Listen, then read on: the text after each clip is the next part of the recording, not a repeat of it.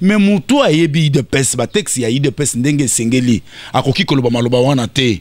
Donc ngai pe nazana tangu te kozwaka tangu na ngai nazongisa bango biyano modele wana parce que mutu ayebi IDPS te na kozongisa mayano ndenge nini. IDPS ezali musunité ponga na tata soki na kufi mwana ya to mwasi ya to noko yango te. Soki olenga nkola sala ki scénario na ye ayebi parce qu'il est médiocre azali ko mériter musala na ye. La récompense de la mort de Etienne Tshisekedi.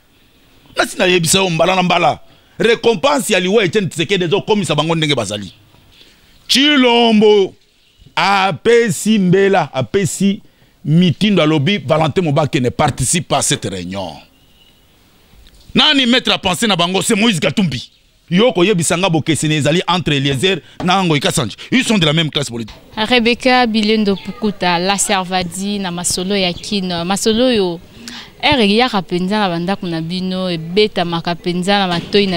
a certaines personnes qui réagissent mais il faut comprendre que quand Rebecca descend sur le terrain, ils ont un intérêt à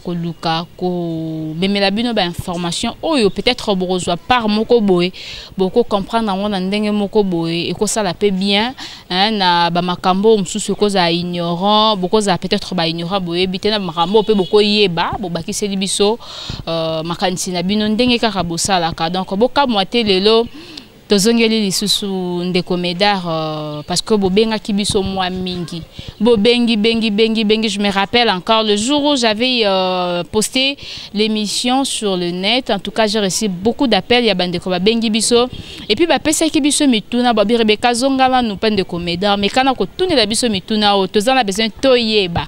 C'est pourquoi lelo na zongi lisusu awa n'avait dit le colama et si capi siège il y a président Médard la section na oyo esika basangana na fédération na oyo esika basangana ka fédération ya funa plutôt esika basangana ka wana lokolama to yesu sukokutana ndeko Médard mais cette fois-ci j'ai aimé penzana lobelangwa wana venir et puis na kota na kati ndetozwa ndeko na biso amekana ko expliquer biso pe à répondre à la mituna na bino sinon ne zappez pas continuer à s'abonner bozala wana parce que à tout à l'heure beaucoup zwa ba réponse na la mituna nyonso botuna kibiso et déjà to pusana et kozala mala mingi. Voilà, kakande na psaki bino libanda na psaki bino que le loto ya walisusu kokuta ndeko Médard ndeka kezalaka bobo mesano. Voilà, j'essaye de parler lingala pena na ndenge pende ya makasi wana ndenge to mesana ko yambela bino ye na plateau na biso ya masolo ya kin na mituna na bino nyonso bobisaki nga vraiment Rebecca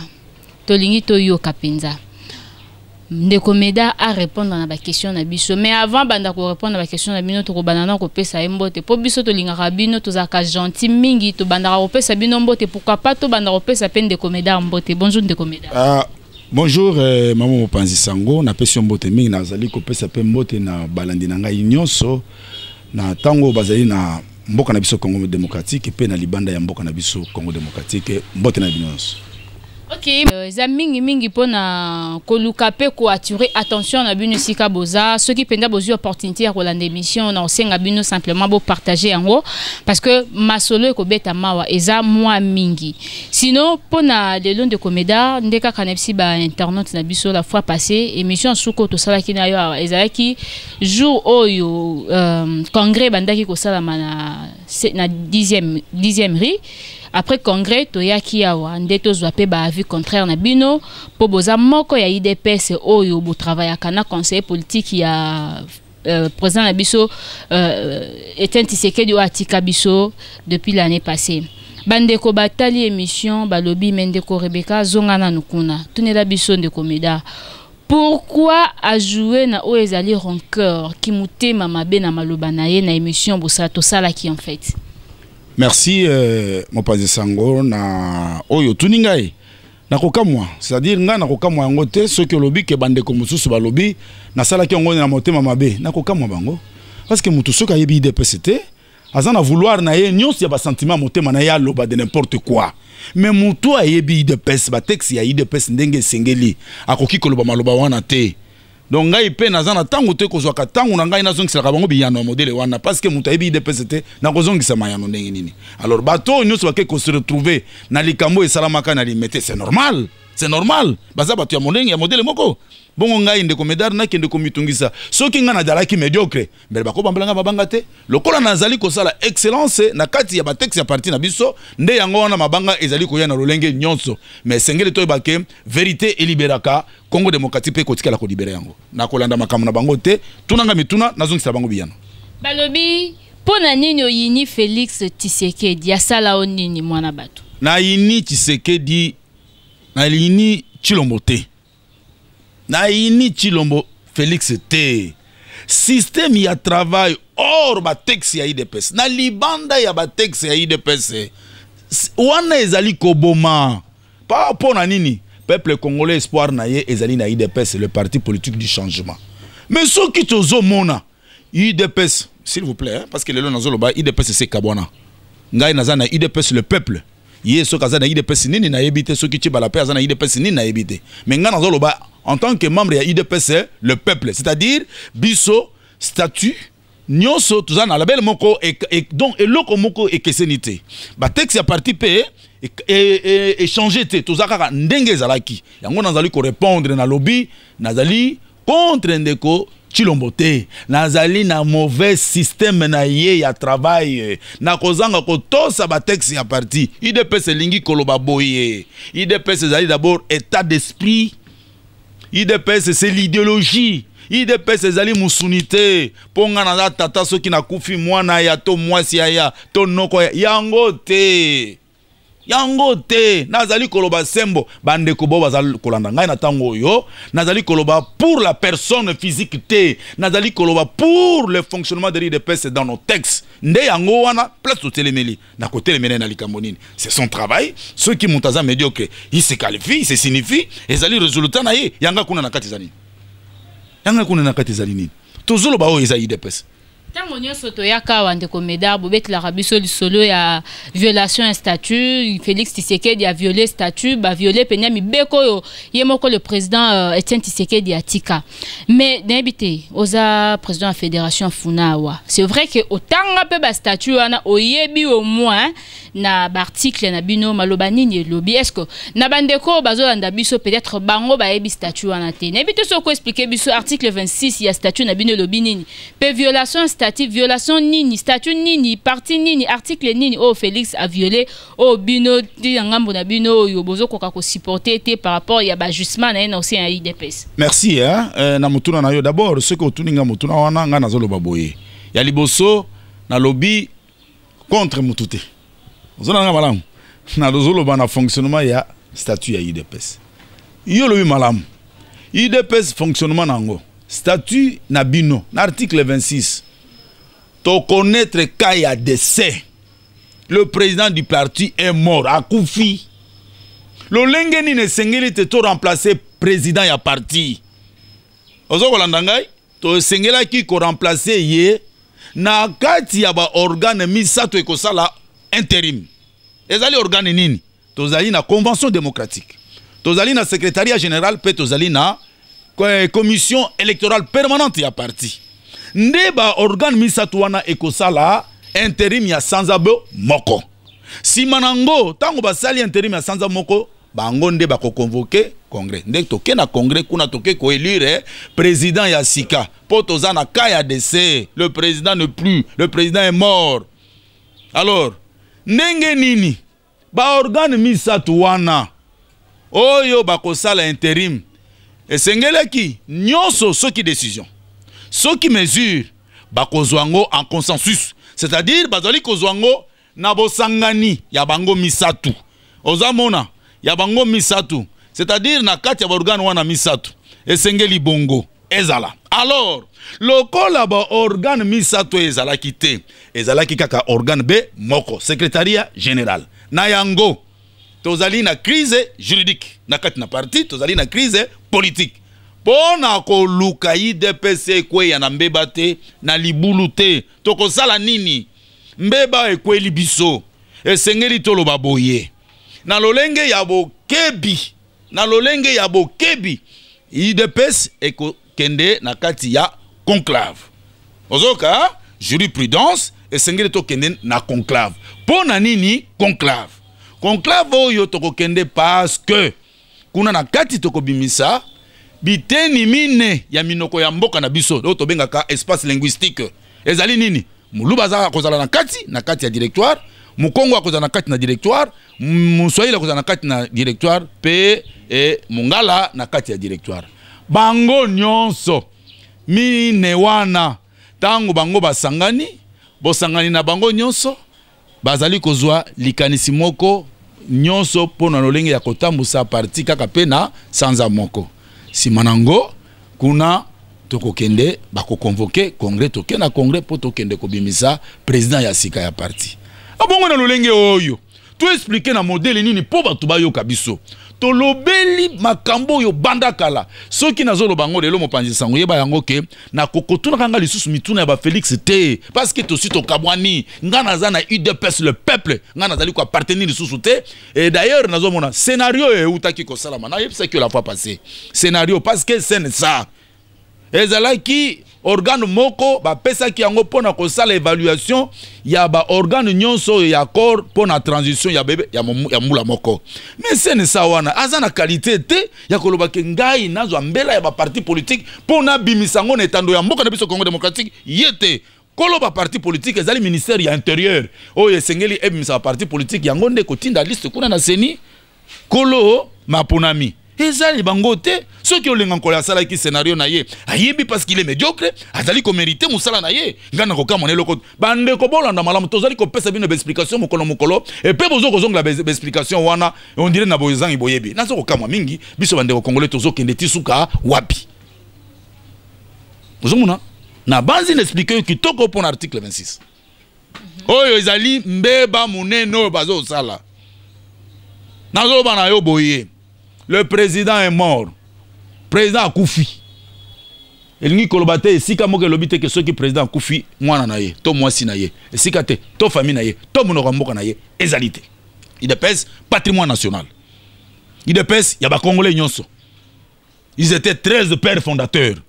Lelo bino bandeko soki bokola nanga à partir de poto bokende ko tuna ta Paul Kapita azali na Bruxelles lelo yo.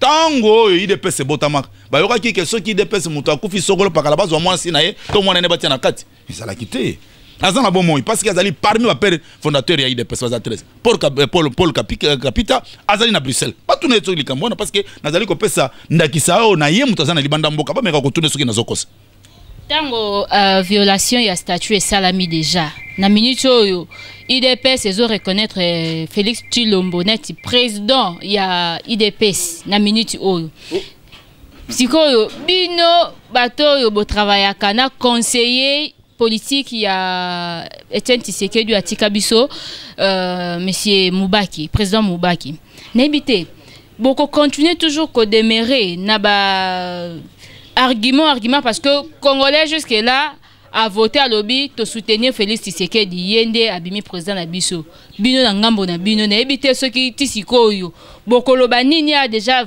statut za violé bo continuer koloba nini boko bimisa statut mususu bokolandela ye to ndenge nini. Merci maman d'abord na biso Congolais wapi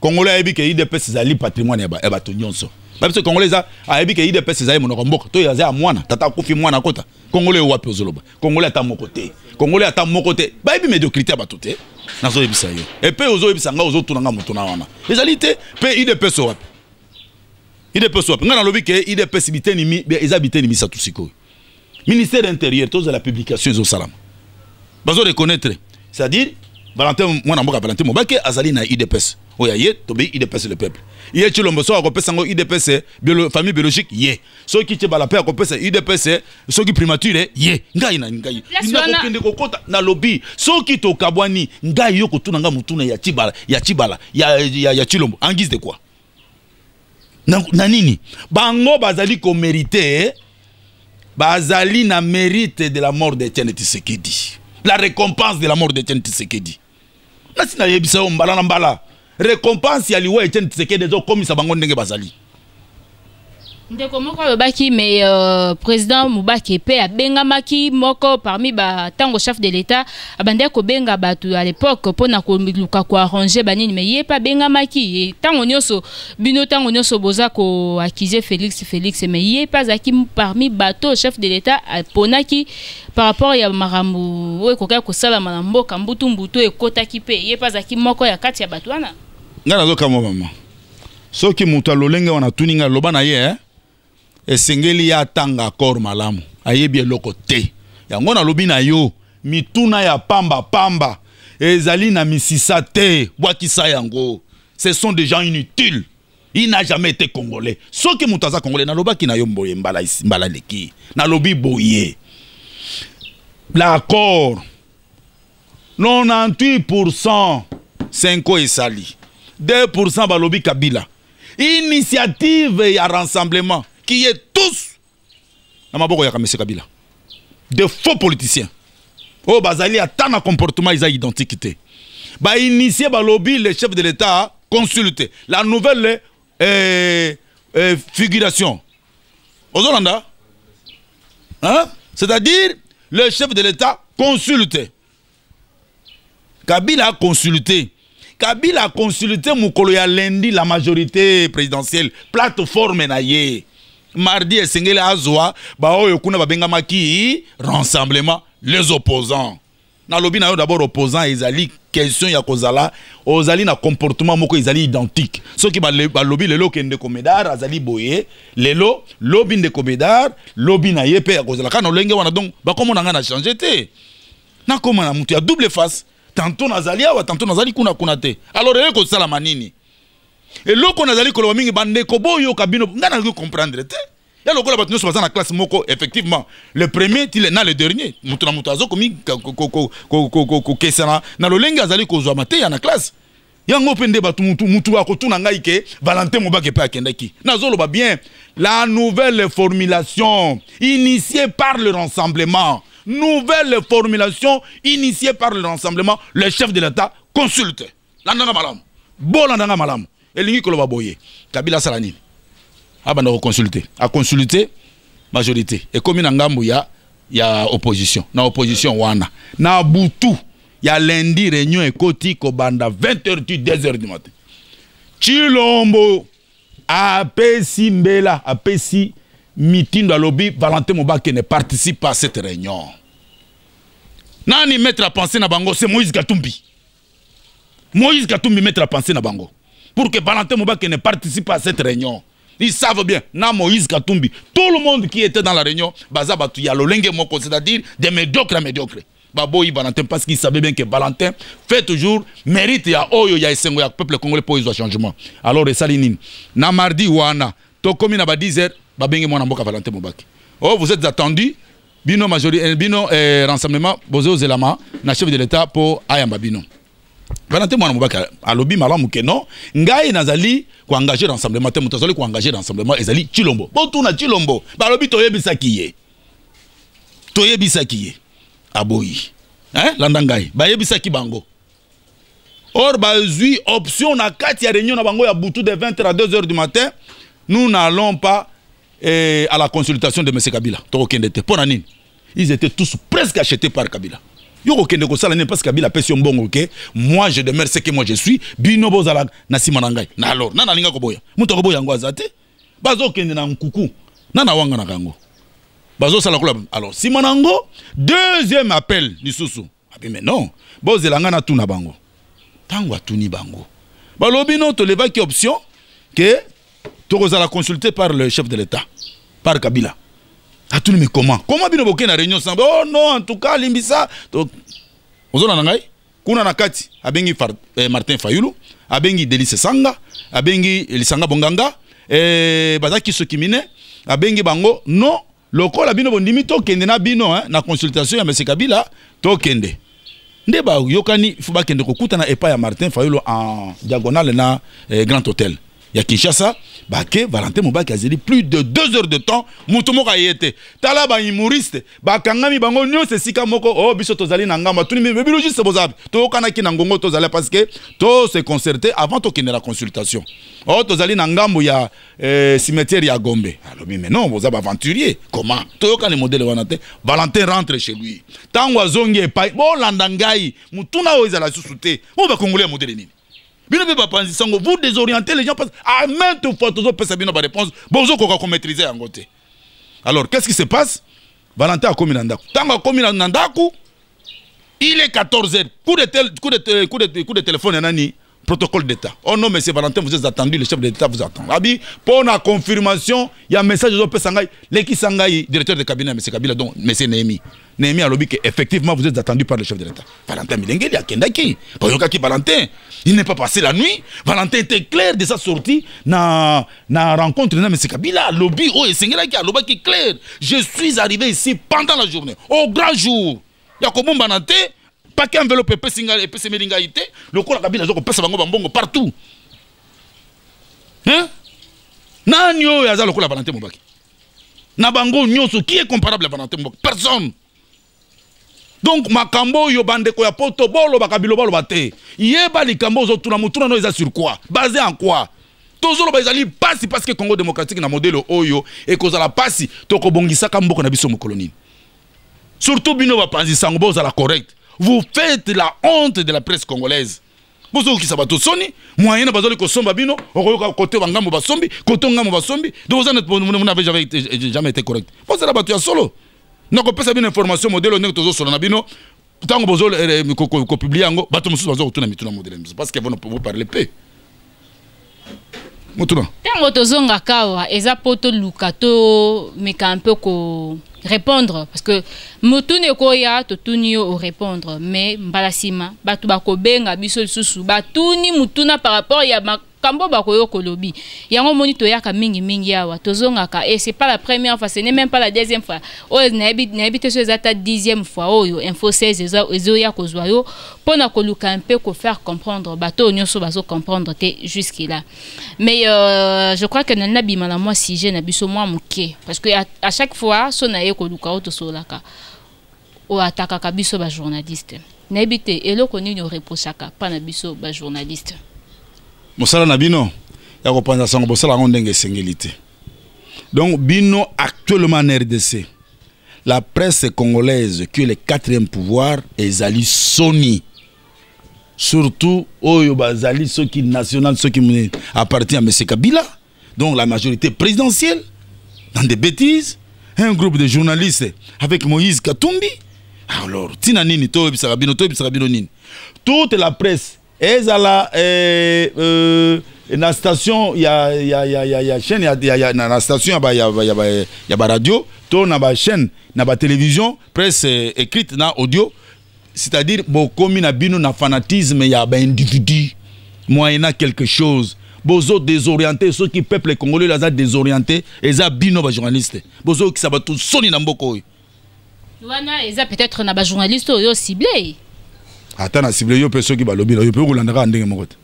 Na monete ozo betel cela ndeko Eliezer. Gaki na ko betaka mkolo moko journaliste. Je ne peux pas.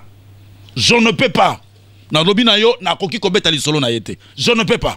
Yo kanalo bana yo yebisanga bokesene ezali entre Eliezer na Ngoyi Kasanji ils sont de la même classe politique yebisanga même source yebisanga Eliezer na Ngoyi Kasanji cette aventure qui s'est passée au Congo démocratique il fallait que ba Congolais basosola yebisanga Eliezer na Ngoyi Kasanji c'est-à-dire quoi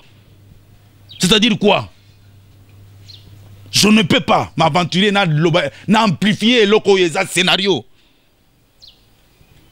Ok. Ndeko Médard tozongi bon la kata lisolo na biso awa. La fois passée, c'est vrai, on avait fixé un rendez-vous ya kozonge la bino pour na wezalaki matinée na bino. Pourquoi matinée et rataki? Bon, matinée politique na biso et tout ça on a kimia nyonso parce que nous attendons la publication des partis politiques.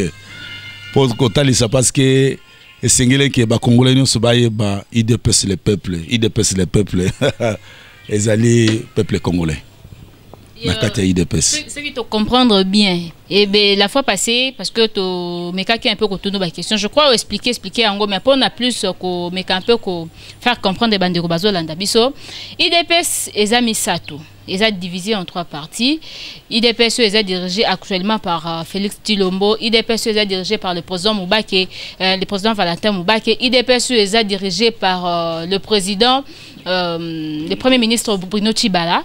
Maintenant, il y avait loi au Ebima qui n'a niveau en ça et tout pour supprimer l'IDPS. Je pense bien que cela est éliminé. Au moins, l'IDPS du peuple est reconnu actuellement. Nabi, hein? Nabuti ko lobango kalate. Yokangai. C'est ça zana mbelate ya ko supprimer parti politique. C'est le ministère de l'Intérieur. C'est ça wa baganga ki awa. Moi nani muyambo abima na boloko. Dio mindonga la bima na boloko. Frank Dion yoso kana na bima na boloko. Masano. Ozo nga? C'est ça te. Organe technique bangote. Mais intéressant qui ministère y intérieur. On a il y a intéressant qui bango na éviter so ga sala, na éviter so ga ça en ordonnance, na éviter ça Sony. C'est une honte pour le Congo démocratique avec Olenganko na sensa. Motuna mususu yaki tozaka kana kati ya IDPS ba parti ya IDPS binonyo sobozaba na papa moko tango motune ye na ngambo na biso tokopusa na pe na ngambo ya IDPS ya 10e mairie tokotuna bango pe mituna o. Mais actuellement touti komona démission ya Jean-Marc Kaboun au sein ya congrès a outil organisé il y a pas longtemps après congrès quelques jours après a que déposer lettre na ya démission et bité bino na musika tango botala kango bojija kango ndenge nini c'est quoi en fait ce qu'on expliquer pe bandeko bazolanda bayeba point de vue na bino maman mopansango esengela na répondre yote omoni na lobaki na yo boye nazana tango lisusu te kokota makambo wana nazana IDPS le peuple. C'est-à-dire, ceux qui n'ont pas répondre parce que ils ont un statut moko. Peut-être dans le langue. Mais qu'on répondre, ils ont Sony. Ceux qui ont côté congrès, l'andanga malamu. Ceux qui ont côté congrès, antérieur fonctionnement du parti. Le congrès est l'organe suprême du parti. Moutounion Sakokota na congrès est démissionnaire de sa fonction. Moutounion abongo ye yobo sali congrès na simanango ko déposer démission. Boni makalmu ya Sony yoko yebisanga nini. On a ninga nikamona dobi yao. O azo sa membre IDPS kamona zo so a contredire ngai. Bongo bino bato zaka na libanda bozo tuna mituna yo yebi IDPS te bozo tuna mituna pamba.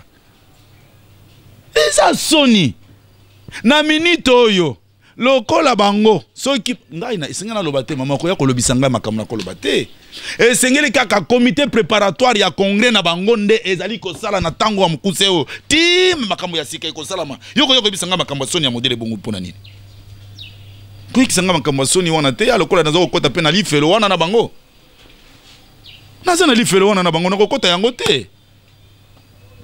Dans le bien que sous makambo etali participation à ba diplomate na Congo et Salamaki ndeko moka lobby abi mais ndeko Rebecca tango ndeko Medara lobby ata diplomate moko monana ki na congrès wana te amekana ko ebisa biso est-ce que esingela ki ba diplomate bazala na oezaki congrès wana e komama wapi na statut abongo bango nazo tuna yo yango nazo babino boza lembele mingi nazo tuna yo.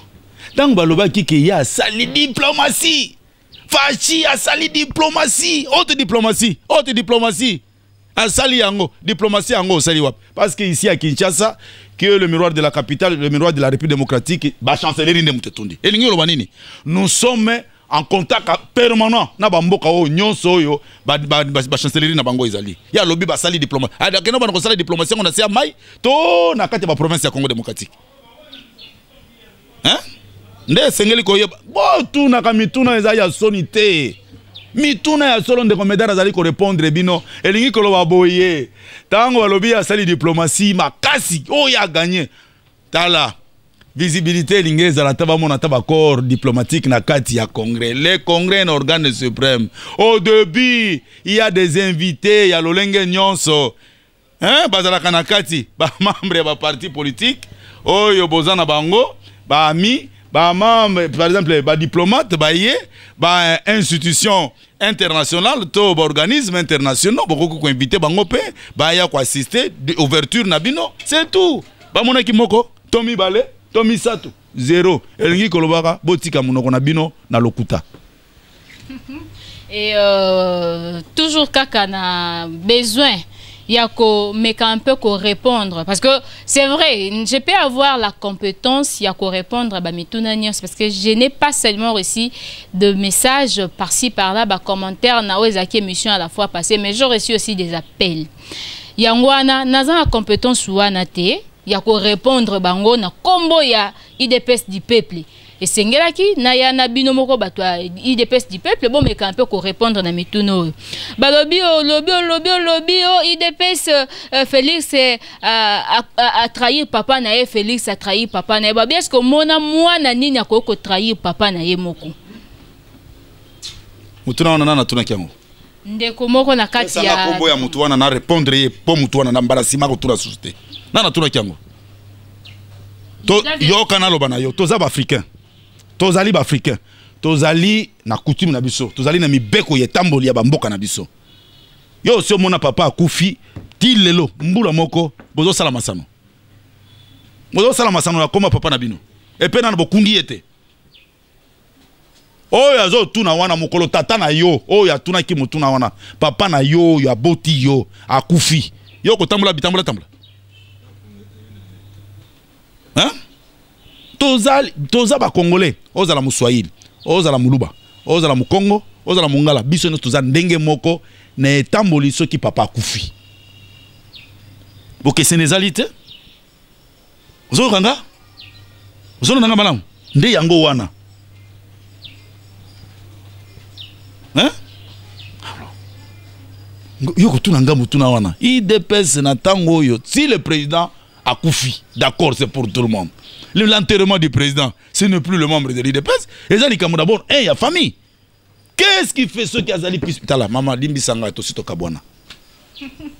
Limbi Sanga, ya. IDPS, oh, IDPS, bateki yango, IDPS, bateki yango. Est-ce que bateki yango na combien?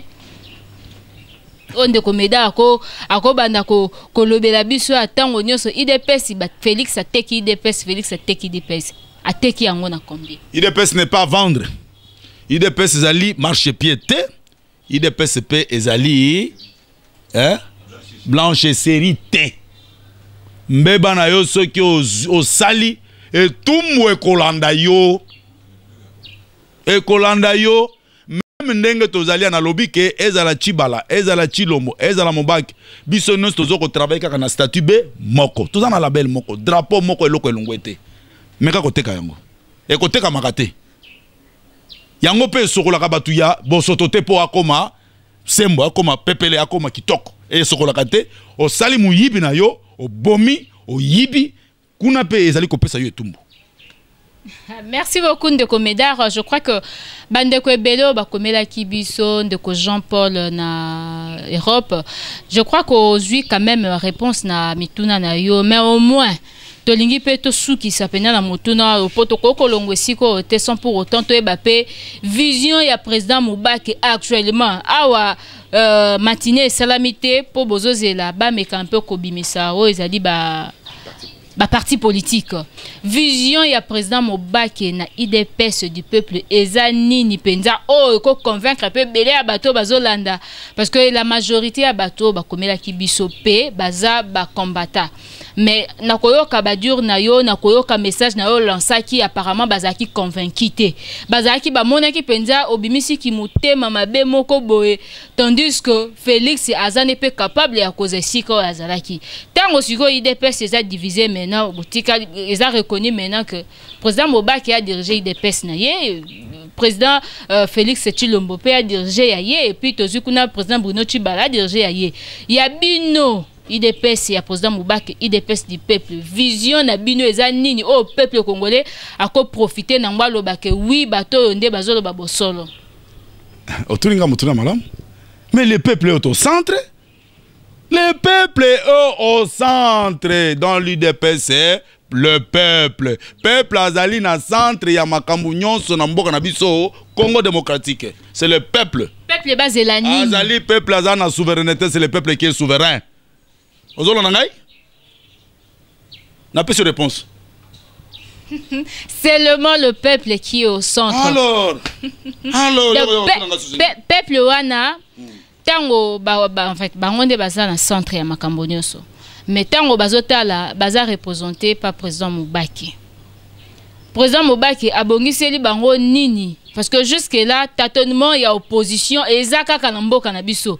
Toyebi te to voter nani opposition abimisa nani a voter nani parce que makambo nyonso ezokende kaka boye to bengaka na lingala zigzag ezokende boye ba élection eza pour bientôt ba seni pe kuna azobimisa ye ba candidat azobimisa ye horaire na ye eza bien établi pour cette année mais président Médard président Moubaki abombeli peuple nini yango ndependa peuple azana na centre tant au peuple azotala avant dépenda oui je suis pour na kota na ngambu ya IDPS du peuple mais nangai na ko soutenir IDPS du peuple o eza la tête ya président Moubaki pour président Moubaki a rassurer biso nini ezala ki malamu comme matinée politique spéciale ekozala ba congolais bazala ba fungola matoi baya na matinée politique baya koyoka munoko ya Valentin Nganga ekoloba pe ko sosolisa